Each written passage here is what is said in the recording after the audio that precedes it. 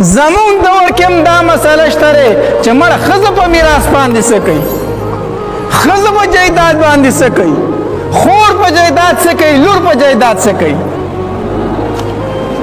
په جاهلیت کې به چې کوم جایداد د پلار نه پاتې شو ورونه به کېناستل په خپل منځ کې به تقسیم کو دا ستا او دا ستا او دا ستا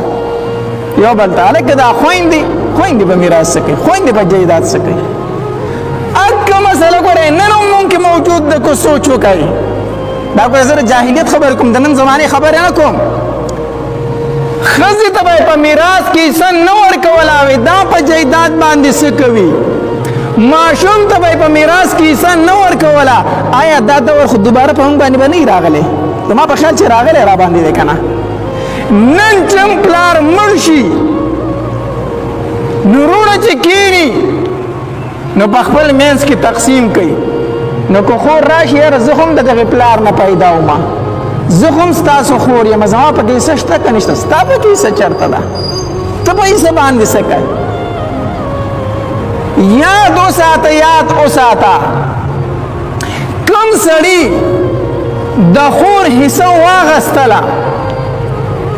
یا کوم پلار خپله لور د حق نه محرومه کړله یاد دې وساتي حج به کوي په حرامو به یې کوي، عمره به کوي په حرامو به یې کوي، د بیت الله شریف نه بغیر چاپېره تاویږي او لاس به اوچت کړي الله ما معاف که، الله ما معاف که، الله ما معاف که. الله وایي نه دې معاف کو. ته چې د کوم حج له راغلی د کومې عمرې له راغلی ته په پردي حق باندې راغلی، ته د خور په حق باندې راغلی، ته د لور په حق باندې راغلی. څنګه دې حج قبول کړم او څنګه دې عمره قبوله کړم؟ ما په دې خبرو پوهېږئ که نه پوهېږئ؟ کوم سړی چې خور له حصه نه ورکوي تبلیغ له روان دی نه قبلیږي. دا تبلیغ په مونځ باندې ولاړ دی مونځ یې نه قبلیږي، حج لذي حج نه قبليږي، عمره لذي عمره نه قبليږي. تاسو به څنګه نه قبليږي؟ حدیث مبارک کې راځي نبی علیہ الصلوۃ والسلام فرمایي وې د کم انسان چې په ګډه کې یو نوړی حرام پراته ده الله تبارک وتعالى د نه منځ قبلې نه بل عبادت قبلې. نو د چې د خوري ساغه سره ولې د دې ګډه کې حلال پراته دي او حرام پراته دي، حرام پراته دي، حرام د بګېړه کې پرته ده. دا مسله به په مونږ باندې لږه بده لګي، خو یاد وساته تسبیح به هسې اړئ چې خور له حصه نه ورکوي نه قبلیږي، لور له حصه نه ورکوي نه قبلیږي. نن سبا د رونو او د خویندو په دې باندې قیسونه شروع دي په تحصیلونو کې، یې که نه خور تله راپورټ کړي وای ما ته د زما پلار وخه او زما مور وخه چې د دوی خور نه مزه سو کما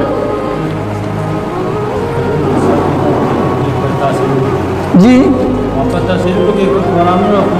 قرآن نو خوري کنه وای دا زما خور نه ده کنه. الله اکبر، دنیا دومره خوږه شو چې د خپل خور نه پکې انکار کوي. استغفر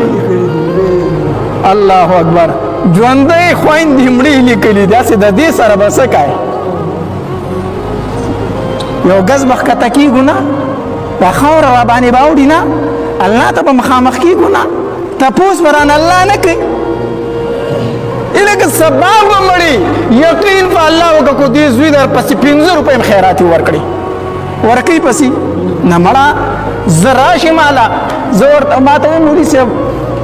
زه پسې وې د کال خیرات کومه دغه د کالو خیرات کومه نو زه وې ثواب په ډېر پسې کې دی. زه ورته وایم یاره دا پیسې چې په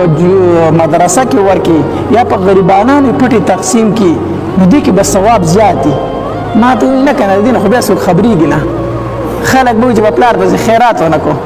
یقین په الله وکړه چې د کال دا خیرات در پسې کوي د نوم دپاره یې کوي. که په تا حیران یې که نه چې الله وبخي یقین په الله وکړو ستا ورسره فکر د دې فکر ورسره نه چې ثواب زما مور ته ورسي او زما پلار ته ورسي. دا خیرات د دې وجې نه کوي خلک وایي چې په پلار پسې اډولوګۍ ونه کړو. داسې ده که نه ده؟ نو ولې ته څه وایي چې هغه خیرات په دې نیت وکړو تا ته یې ثواب در ورسېدو نه مړه ته پوه شه کار دی په قبر کې پوه شه. هغه ځان له خپل نوم وکړو، ځان له یې نوم وکړو. یاد وساته لور له په دې نیت یې څه نه ورکوي چې زما زامنو ته به شی پاتې شي دا زامن د سبا غرقي ته به په قبر کې پروت او عذاب به درته میلاویږي او که دا زامن په تا باندې زر بر حیران هم وي علماو یو واقعه لیکلې ده اسه دې پورې ته ګورې زامن چاله فکر نه کوي الا ماشاءالله الله دې ټول نیکان اولاد ورکړي ډېر کمی و یو سړی و نو داغه سینما او سینما فلمونه پکې چلېدو خلکو پکې فلمونه غتو ډېر مدني به ورته راتله سینماګانې جوړې کړې هغه سړی مړ شو چې کله مړ شو هغه سینما په میراث کې زوی ته پاتې شوه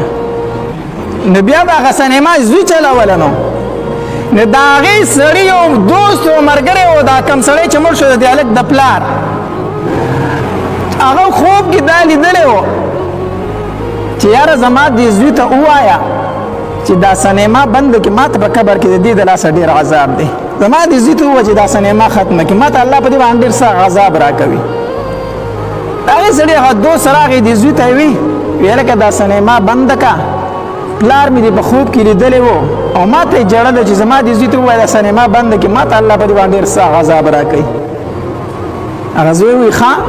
دوستانو سره ناست دی وی خندل په شا ور وخت دی وی ښه چې کله پیسې د ده جیب ته تلې نو دته سزا نه وه خو چې زما جیب ته راځي نو دته تکلیف په قبر کې میلاویږي چې کله پیسې دا اخیستې که نه دته تکلیف نه و خو اوس پیسې زما جیب ته راځي نو زما پلار ته اوس په قبر کې تکلیف میلاویږي دا پیسې زما جیب ته راځي ځکه دته اوس تکلیف دی یقین وکړه خو دا زامن دقه شان چل در سر سبا کوي کېناستي په خپل ژوندانه باندې تقسیم وکړه وایي دا مې د نورو حصه او دا مې د زوی حصه اوس که لور او خور بیا په خپل سمي باندې وي چې زه د خپل رور ته پرېږدمه هغه ځان له خبره ده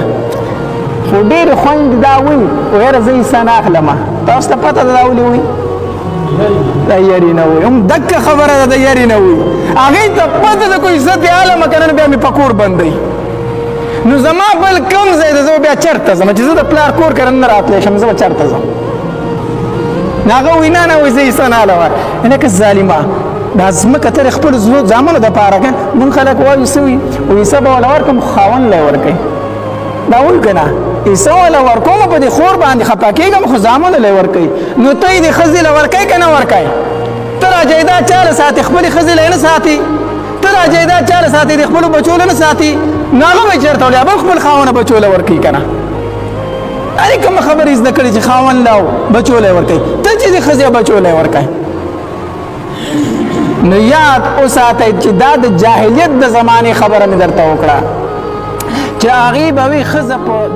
میراث